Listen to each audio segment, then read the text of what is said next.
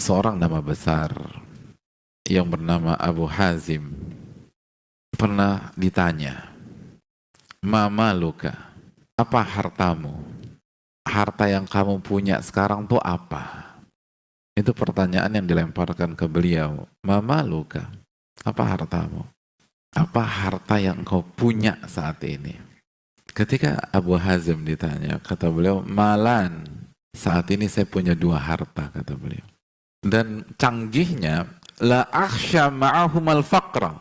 Dengan saya memiliki dua harta ini, saya nggak takut miskin sama sekali.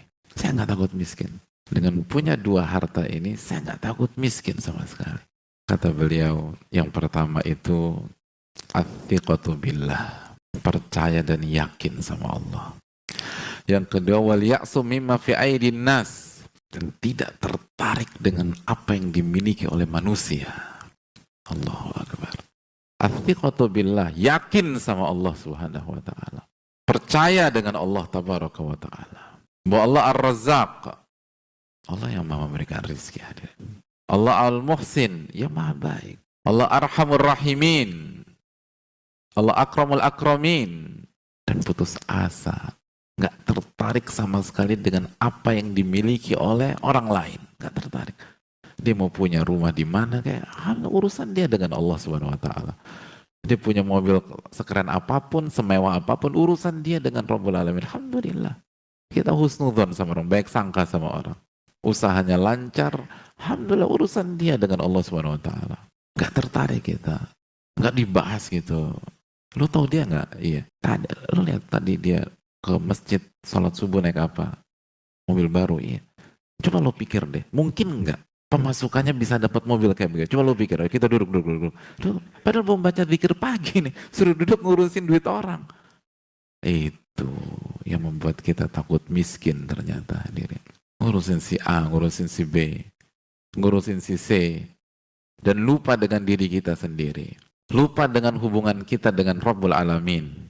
Makanya para ulama seperti Syekh Shalih Utsaimin hafizahullah mengatakan al-ilmu muamalah bainal abdi wa rabbi. Ilmu itu adalah muamalat antara hamba dengan Rabbnya. Oleh karena itu penuntut ilmu dia fokus pada dirinya sendiri. Dan kalau dia ngurusin orang secara positif, menebar kebaikan. Makanya Imam Malik mengatakan kuntu ata'allamu li nafsi. Aku ini kalau belajar fokus pertamaku perbaiki diri. Adapun orang enggak tertarik itu, orang punya A, punya ini, punya itu, punya villa, punya cottage. Ibu-ibu juga jangan tertarik sama tas temennya. Oh, bangun dengar kata tas itu, passwordnya ibu-ibu. Tas ya. Kalau kajian tuh fokus kematian, lihat gamis kanan, gamis kiri. Bagus tuh, bagus. Gitu. Ngapain mikirin gamis orang gitu. Itu pasti bahannya adem ya.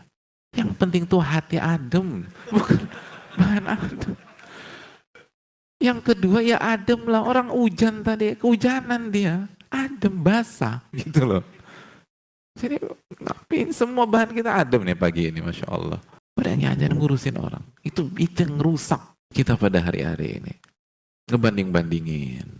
Lihat para ulama, Abu Hazim mengatakan athiqa billah, percaya sama Allah Subhanahu wa taala. Dan yang kedua, nggak tertarik dengan barang orang, nggak tertarik dengan harta orang, nggak tertarik dengan duit orang, nggak tertarik dengan rumah orang, nggak tertarik. Itu penuntut ilmu harus punya mental itu, nggak tertarik. Karena harta yang kita punya aja belum mampu kita syukuri secara sempurna. Harta yang kita punya saja sudah merepotkan kita nanti pada hari kiamat kelak. Ngapain kita ngurusin harta orang? Dan itu yang membuat kita dihantui kemiskinan. Adapun para ulama enggak. Athiqa billah, yakin sama Allah Subhanahu wa taala. Yakin bahwa rizki itu di tangan Allah.